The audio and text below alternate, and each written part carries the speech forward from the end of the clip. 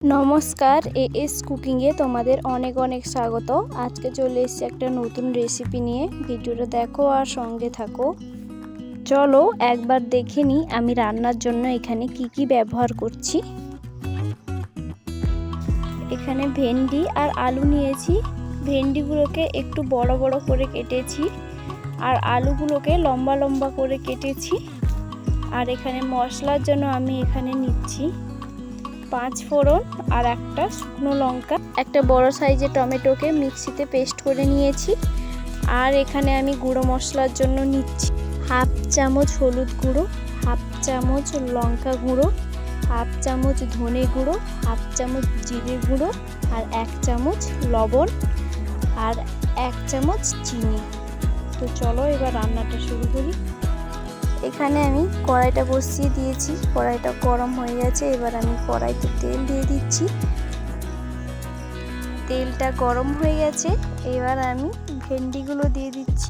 Medium to high ফ্লেমে রেখে একটু সময় নিয়ে ভেন্ডিগুলোকে ভেজে নিব। ভেন্ডিগুলোকে আমি ফার্স্ট ধুয়ে নিয়েছি, তারপর কেটেছি। আমার চ্যানেল এখনও সাবস্ক্রাইব করা না থাকলে চ্যানেলটি সাবস্ক্রাইব করার অনুরোধ থাকলো। ভেন্ডিগুলোকে কাটার পর আর ধোয়া যায় না, তাই কাটার আগে ধুয়ে নিয়েছি। ভেন্ডিগুলো ভাজা হয়ে গেছে, এবার আমি ভেন্ডিগুলোকে তুলে নিচ্ছি।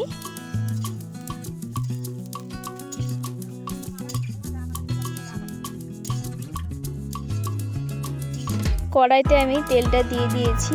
এবার তেলটা গরম হয়ে গেছে, এবার আমি 5 ফোড়ন দিয়ে দিচ্ছি আর একটা শুকনো লঙ্কা দিয়ে দিচ্ছি। 5 ফোড়ন আর শুকনো লঙ্কাটাকে 2 মিনিট নাড়াচাড়া করে নিব।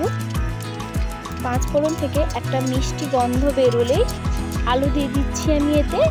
আমি এখানে 2টি বড় সাইজের আলুকে লম্বা লম্বা করে কেটেছি। আলুগুলোকে আমি 2 থেকে 3 মিনিট নাড়াচাড়া করে নিব। এবার আমি এতে টমেটোটা পেস্ট করে রেখেছিলাম, টমেটোটা দিয়ে দিচ্ছি। এবার আমি 2 থেকে 3 মিনিট মতো নাড়াচাড়া করে নিব, টমেটোর কাঁচা গন্ধটা যাতে না থাকে। এবার আমি গুঁড়ো মশলাগুলো দিয়ে দিচ্ছি।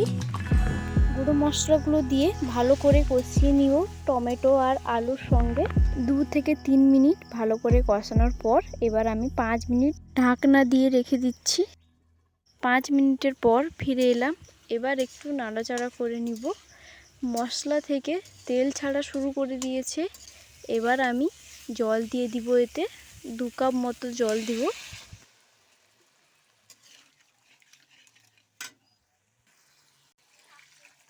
জলটা দেওয়ার পর হালকা আঁচে 5 মিনিট ঢাকনা দিয়ে রেখে দিব আলুটা সেদ্ধ হওয়ার জন্য। 5 মিনিটের পর ফিরে এলাম। তো দেখো আলুগুলো সেদ্ধ হয়ে গেছে। এবার আমি ভেন্ডিগুলো দিয়ে দিচ্ছি।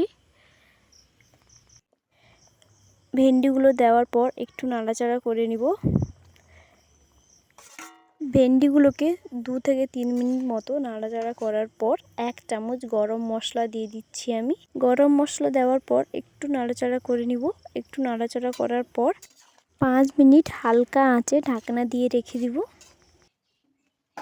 5 মিনিটের পর ফিরে এলাম। তরকারিটা একদম রেডি হয়ে গেছে। এই রেসিপিটা তোমরা একবার হলেও বাড়িতে ট্রাই করবে। আর আমার ভিডিও যদি তোমাদের ভালো লাগে লাইক, কমেন্ট, শেয়ার, সাবস্ক্রাইব করবে। তোমাদের সঙ্গে দেখা হচ্ছে নেক্সট একটা ভিডিওতে। ভালো থাকবে, বাই।